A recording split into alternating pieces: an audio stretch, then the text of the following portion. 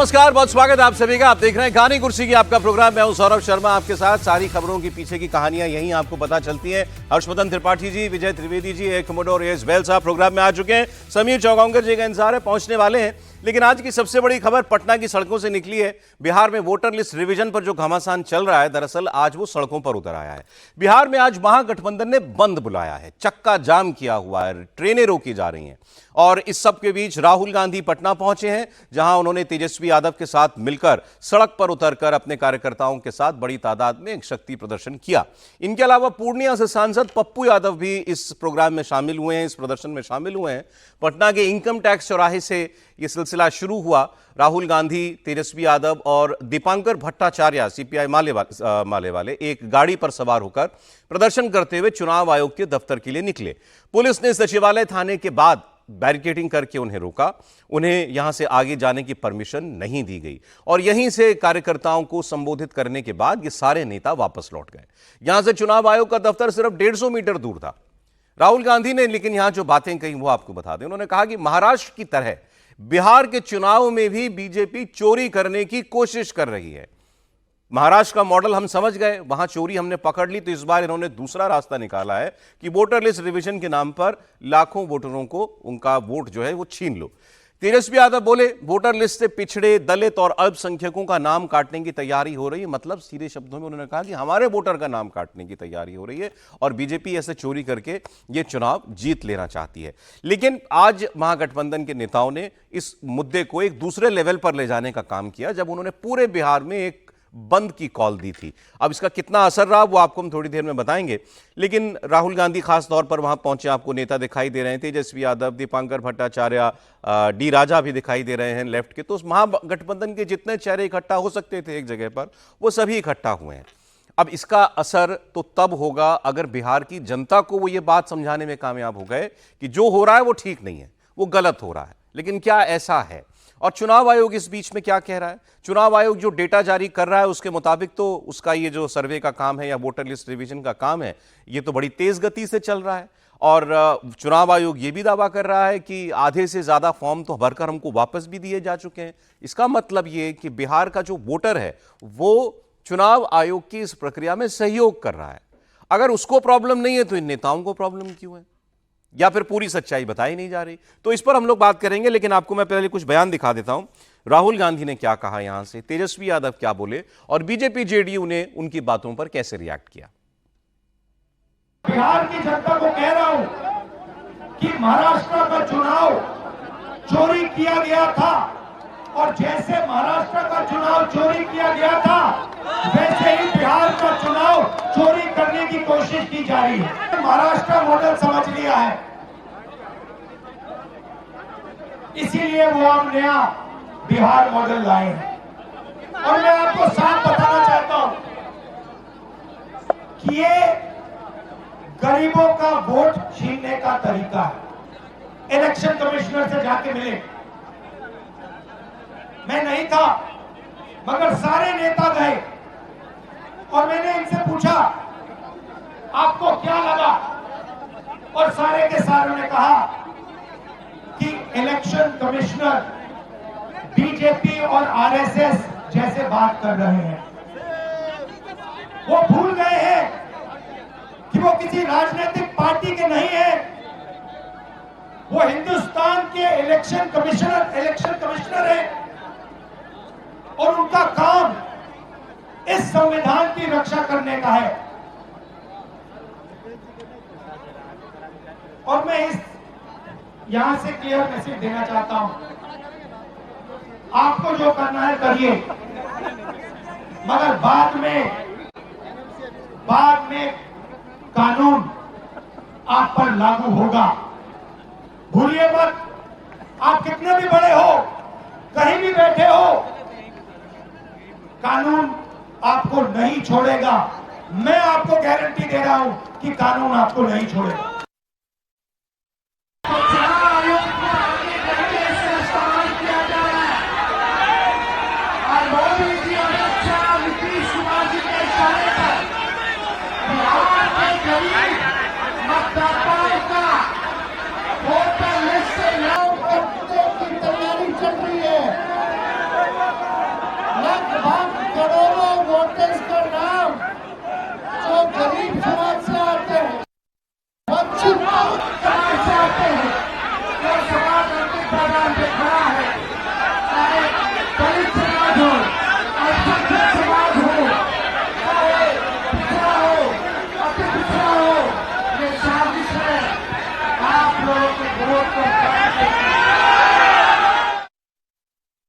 भारत के संविधान और भारत के कानून के मुताबिक वोटर वही हो सकता है जो भारत का नागरिक होता है। भारत के नागरिक होने का सिटीजनशिप एक्ट में प्रावधान है, या तो आप भारत में पैदा हों, या आपके माता पिता भारत में पैदा हों, या वैधानिक रूप से आप भारत के नागरिक बने। यही स्थिति है।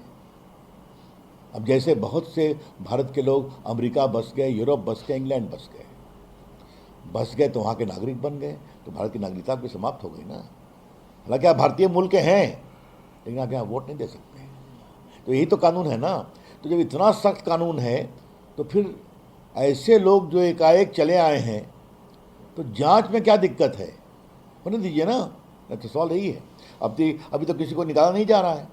अगर मान लीजिए ड्राफ्ट वोटर लिस्ट में किसी का नाम नहीं आता है या गलत रूप से आता है, तो उसके खिलाफ भी जैसे मैंने बताया अपील का प्रावधान है। चुनाव ऊपर में मुख्य निर्वाची अधिकारी के यहाँ जाने का अधिकार है। तो इतना सब कुछ है, तो परेशानी किस बात की है? इसीलिए सवाल उठता है। कल सुप्रीम कोर्ट में केस की सुनवाई और आज दबाव कि सीमांत इलाकों में, बांग्लादेश से जुड़े इलाकों में, बंगाल के बॉर्डर के विधानसभा क्षेत्रों में मतदाताओं की संख्या में अप्रत्याशित वृद्धि हुई है। तो जांच होने दीजिए ना, क्या दिक्कत है?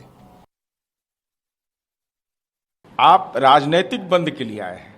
चूंकि बिहार में चुनाव है, इसके पूर्व जिन राज्यों में चुनाव हुआ और आपके घटक दल के लोगों ने 2020 और 2024 के चुनाव के बाद और उस दरमियान इस बात की सार्वजनिक चर्चा की और आपत्ति व्यक्त किया था कि विभिन्न मतदाताओं के नाम में दोहरीकरण है, मृत व्यक्तियों का नाम है। ऐसी स्थिति में अगर नाम हटाया जाने का प्रावधान है तो उसको आप राजनीति का एजेंडा बना रहे हैं। और माननीय राहुल गांधी जी, यह बिहार है, यहाँ सब्जी बेचने वाला भी पे फोन का इस्तेमाल करता है। यहाँ 94% जीविका की दीदियां। तो आपने सारे नेताओं के बयान सुन लिए। अब इससे जुड़ा मैं आपको कुछ और अपडेट दे दूं, फिर हम बात शुरू करते हैं। विपक्ष के सवाल हैं, इसके बीच चुनाव आयोग के ऊपर सीधा आरोप लगा दिया गया कि मुख्य चुनाव आयुक्त जो है वो तो बीजेपी आरएसएस के किसी कार्यकर्ता की तरह बात कर रहे हैं। जो भी हो, एक आंकड़ा जारी किया है चुनाव आयोग ने, वो ये कहता है कि पिछले 2 हफ्ते में, जब से ये आदेश निकला कि बिहार में स्पेशल इंटेंसिव रिवीजन होगा वोटर रूल्स का, 7 करोड़ 90 लाख वोटरों में से 3 करोड़ 70 लाख के फॉर्म जमा हो चुके हैं, लगभग 47%। वहीं 97%, 97% से ज्यादा फॉर्म बांटे जा चुके हैं। मतलब लगभग सारे मतदाताओं तक फॉर्म पहुंच चुका है और उनमें से आधे मतदाताओं का लगभग फॉर्म चुनाव आयोग को मिल चुका है। इसके अलावा 18.16% फॉर्म चुनाव आयोग की वेबसाइट पर सीधा अपलोड हुए मतदाता की तरफ से, तो वो इसमें और जोड़ दीजिए आप। मतलब 14 दिनों में 50% से ज्यादा रिव्यू का काम पूरा हो गया और अभी 25 जुलाई तक का वक्त दिया है इसमें इलेक्शन कमीशन ने। अब इलेक्शन कमीशन कह रहा है कि हमारा ये वोटर लिस्ट रिवीजन का काम हमारी तय सीमा से पहले ही पूरा हो जाएगा। तो विपक्ष जो कहता है कि ये काम समय से पूरा नहीं हो सकता, तो ये सीधा सवाल उस पर उठाया जा रहा है। दरअसल चुनाव आयोग राशन कार्ड और मनरेगा के जॉब कार्ड को नागरिकता का आधार नहीं मानता है और इसका कारण भी है क्योंकि अवैध प्रवासियों के पास भी ये डॉक्यूमेंट्स हो सकते हैं। और ये तो हमारे यहाँ बड़ी आम जानकारी, हर आदमी जानता है कि भाई आधार कार्ड बन जा रहे हैं आजकल अलग अलग जगहों। दिल्ली में ऐसी कार्रवाइयाँ कितनी बार हो चुकी हैं, पश्चिम बंगाल में कितनी बार हो चुकी हैं, जहाँ फर्जी आधार कार्ड बनते पकड़े गए हैं। जनवरी 2024 का एक आंकड़ा आपको देता हूं। बिहार के सीमांचल के 4 जिलों में आबादी से ज्यादा आधार कार्ड बन गए। जैसे किशनगंज में 105% से ज्यादा आधार कार्ड है, अररिया में 102% से ज्यादा, मतलब 100 लोग हैं तो 102 आधार कार्ड हैं, 105 आधार कार्ड है। कटिहार में लगभग 102% आधार कार्ड बन चुके हैं। पूर्णिया में भी ऐसी आबादी से ज्यादा आधार कार्ड है। मतलब जितनी इन जिलों की पॉपुलेशन है, आबादी है, उससे ज्यादा यहां पर आधार कार्ड है लोगों के पास। अब ये कैसे हो सकता है? इसी सबको पकड़ने के लिए, रोकने के लिए ये वोटर लिस्ट रिवीजन हो रहा। अभी भाजपा के नेता ही कह रहे थे कि वोट सबको देना है, किसी का वोट छिनना नहीं चाहिए। ये बात बिल्कुल ठीक है, लेकिन वोट का अधिकार भारत के नागरिक को ही होगा। किसी और को ये अधिकार नहीं हो सकता कि घुसपैठिया जो है, कोई विदेशी रह रहा है अगर, उसको भले उसके पास आधार कार्ड हो लेकिन वोट देने का अधिकार उसको नहीं मिल सकता, भले आप उसको पकड़ ना पाओ। लेकिन इतना बंदोबस्त तो कर सकते हो चुनाव से पहले कि ऐसे लोगों को आप अपनी वोटिंग प्रक्रिया से कम अलग रखें, वरना तो अर्थ का अनर्थ हो जाए। अगर घुसपैठिए भी वोट डालने लगे और पार्टियां उनको भी वोट बैंक की तरह इस्तेमाल करने लगे तो। लेकिन बहरहाल आज महागठबंधन ने ताकत दिखाई है। त्रिपाठी जी, आपने तस्वीरें भी देखी। ये देखिए, ताकत दिखाई है और इसको मैं तो इस तरह से देखता हूं कि वो अपनी चुनावी तैयारी कर रहे हैं। कोई रास्ता नहीं बन रहा था कि राहुल गांधी के साथ हो कोई एक साथ ज्वाइंट कोई धरना प्रदर्शन कुछ ऐसा करें जिससे दोनों के कार्यकर्ताओं में संदेश जाए। और आज का दिन क्यों चुना गया? आज के दिन चुने जाने के पीछे एक वजह ये भी है कि देश भर में लगभग 1 दर्जन श्रमिक संगठनों ने भी बंद का आह्वान किया है। मतलब ऐसा नहीं कि सिर्फ ये पॉलिटिकल भर था, उनको पता था कि उनकी अकेले की ताकत में ये संकट है, तो उसको उस लेबर कॉज से, श्रमिक के इशू से भी जोड़कर, मजदूरों के मुद्दे से भी जोड़कर ये करने की कोशिश की गई। ओवरऑल अगर कहें तो उनका ये अधिकार है, चुनाव से पहले वैसे भी ये प्रैक्टिस करनी चाहिए। लेकिन क्या आपको लगता है कि ये जो लड़के, मतलब मैं तो सुनता हूं, तो अभी मैं देख रहा था अलग अलग तरह से मीडिया में हेडलाइंस चल रही हैं, तो लड़के जैसे ही इस तरह से ऐसे घूमते हुए दिखते हैं तो मुझे लखनऊ याद आता है, जहां लखनऊ की सड़कों पर निकले थे। क्योंकि तब अखिलेश जी की सरकार थी तो तार वार सर के ऊपर था, तो ऐसे झुकते हुए दोनों गए थे, तो वो याद आ गया। झुक ही गए दोनों लड़के, कोई परिणाम नहीं निकला। हमने गुजरात भी देखा था, जहां 1 नहीं 2 नहीं 3 नहीं 4 लड़के थे। और 4 लड़के कौन कौन से थे? राहुल गांधी, हार्दिक पटेल, जिग्नेश मेवानी, अल्पेश ठाकुर। राहुल गांधी हैं, कांग्रेस छोड़कर तो जा नहीं सकते। जिग्नेश मेवानी खांटी कम्युनिस्ट हैं, तो वो अपना काम कर रहे हैं। अल्पेश ठाकुर और हार्दिक पटेल वो आज भारतीय जनता पार्टी के माननीय सदस्य हैं, विधायक भी हो चुके हैं। सवाल यह है, क्या राहुल गांधी ये जो कुछ भी करते हैं इसकी कोई लॉन्ग टर्म की कोई योजना है क्या? ये करना चाहिए, मैं मानता हूं कि अपनी पार्टी को उन्हें ताकतवर बनाना है। अब सवाल आता है जिस इशू पर, जिस मुद्दे पर वो आ रहे हैं, 3,70,00,000 से अधिक जो एन्यूमरेशन फॉर्म है, जिसको गणना फॉर्म कह रहे हैं, गणना प्रपत्र कह रहे हैं, वो भरा जा चुका है। आप कह रहे हैं कि नहीं जनता तो बड़ी दुखी है, बड़ी नाराज है और जनता फॉर्म भरे जा रही है। फिर आप झूठ बोल रहे हैं, लगातार हर कोई अफवाह फैलाने की कोशिश कर रहा है। फिर आप ऐसे शब्द इस्तेमाल कर रहे हैं, कह रहे हैं महाराष्ट्र का मैंडेट चोरी कर लिया गया। चुनाव आयोग ने बहुत विस्तार से एक एक बात का जवाब दिया, लेकिन अगर आप मानने को तैयार नहीं, चुनाव आयोग तो उनकी तरह बीजेपी का एजेंट है उनके लिए। नहीं, ये तो देखिए स्वाभाविक होता है कि जिसकी सरकार होती है उसके सारे सत्ता संगठन कह दिए जाते हैं, लेकिन ऐसा होता नहीं है। और तो और नहीं तो अपनी दादी की कुछ मतलब जो अनुभव उनका है उसको कुछ पूछ लेते। हालांकि आज मैं बताऊं, आज उनकी दादी जी होती हैं अगर, तो इसी बात पर इनको उठा के जेल में डाल देती, क्योंकि दादी जी के समर्थक, राहुल जी की दादी जी के समर्थक, उनका यह कहना था कि उस वक्त जयप्रकाश नारायण, अटल बिहारी वाजपेयी, सारे विपक्ष के नेता, समाजवादी नेता, लालू जी, मुलायम, ये सब क्या कर रहे थे?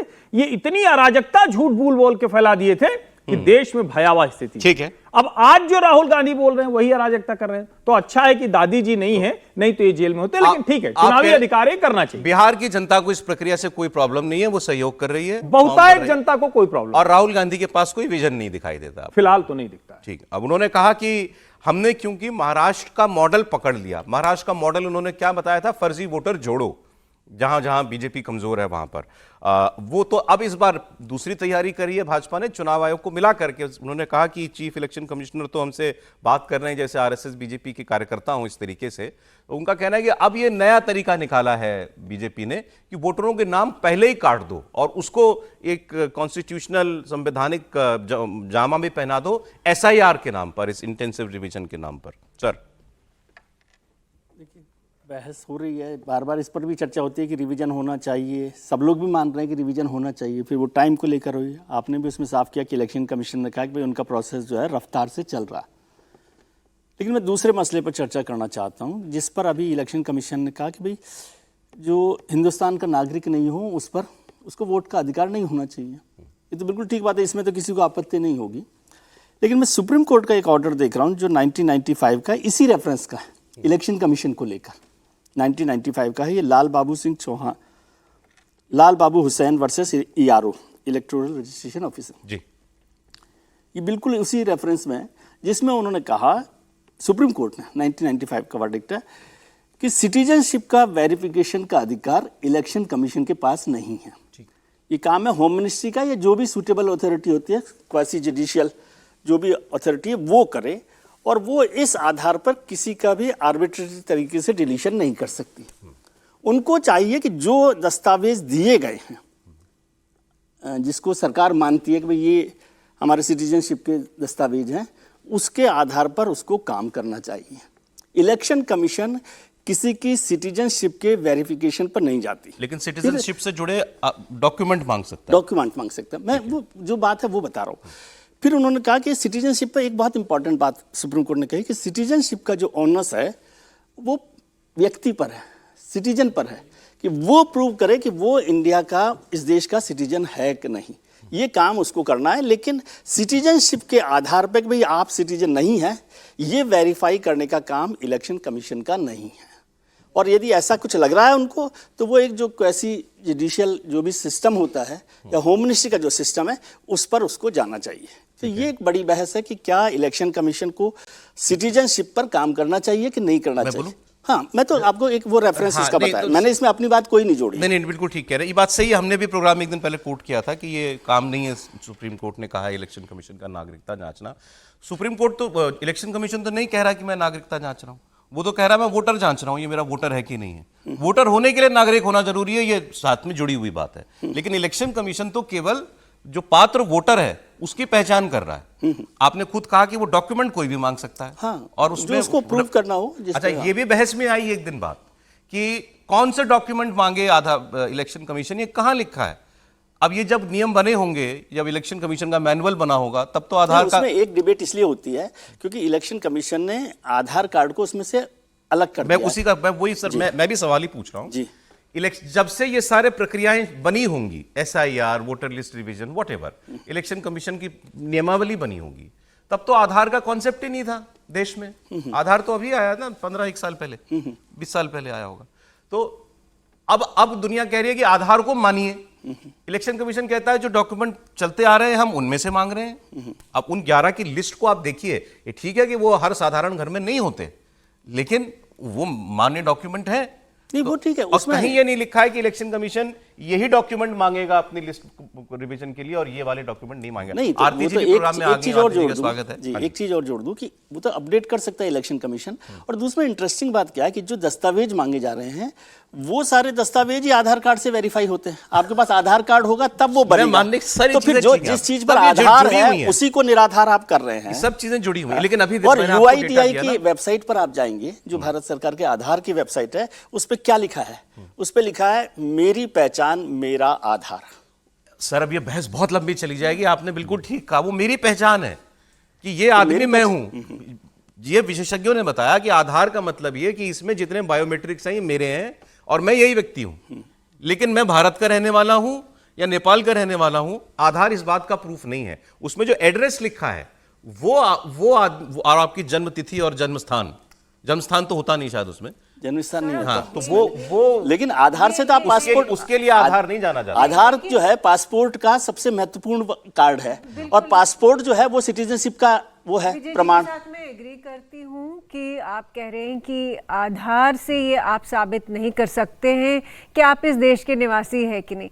भाई, आधार जो है, हमको ये कह के इसकी मार्केटिंग हुई थी, सरकार ने ये कहा था कि एक सिंगल डॉक्यूमेंट होगा जो आपकी आइडेंटिटी वेरीफाई कर देगा, और अक्रॉस द कंट्री जो है एक सेंट्रलाइज्ड डॉक्यूमेंट होगा जो कहीं पे भी चलेगा।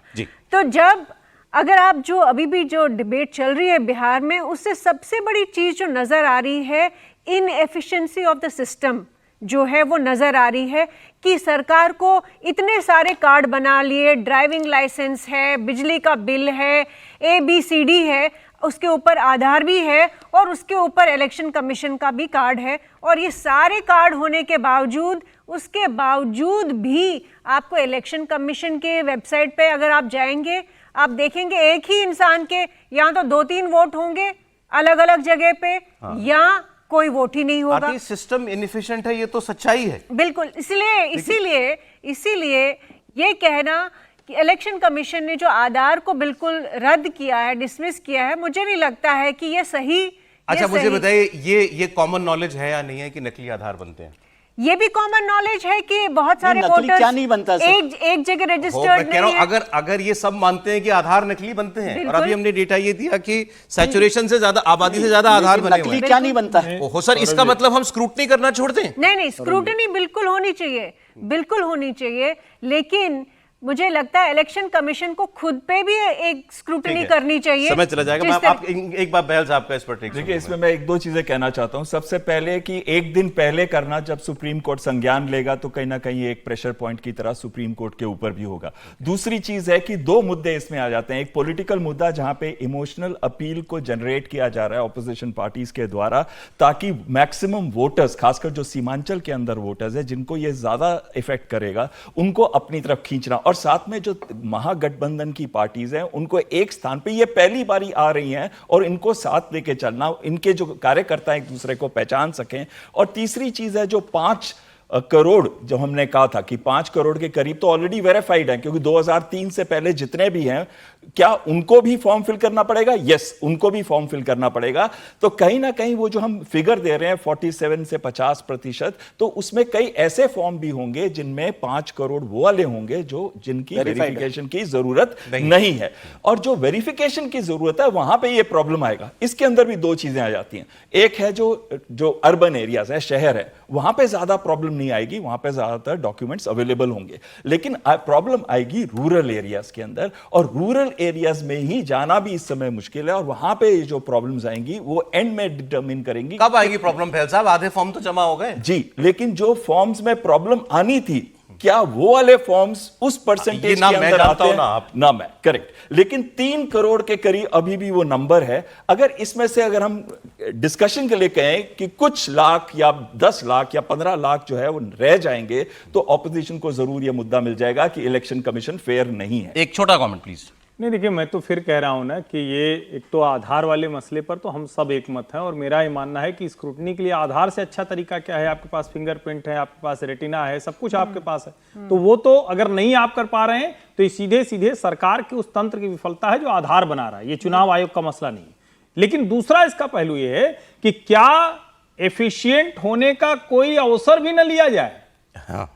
भाई, आप सक्षम होने की कोशिश कर रहे हैं, आप शुद्ध होने की कोशिश कर रहे हैं, आप वोटर लिस्ट को स्क्रूटिनाइज कर रहे हैं, निरीक्षण कर रहे हैं, निगरानी उसको भी ना करें, उस पे कैसे ऐतराज किया जा सकता है? मुझे लगता है कि डिलीशन और एडिशन वो दोनों हर बार होता है, इस बार थोड़ा इंटेंसिव हो रहा है। अब किसको डर लग रहा है कि हमारा वोटर चला जाएगा, या किसने फर्जी बनवा रखा है कि एक ही आदमी जाता है और 10 लोगों का वोट डाल के आता है? यह भी पता होना चाहिए।